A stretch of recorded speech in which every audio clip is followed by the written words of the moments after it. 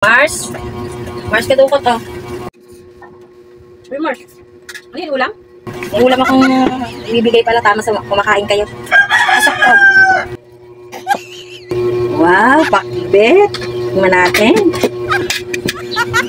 Okay, kaluluto ko lang yan. Salamat ha. May carne-carne pa siya, sarap. Abdo Mars. Abdo Mars? Grabe mang kapait sa nito Mars.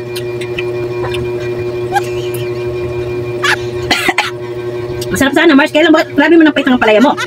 Grabe ka naman Mars. Eh, malamang may matamis bang ang palaya? Pait talaga yung palaya. Nakagat yung pait eh. Ikaw na mapigil.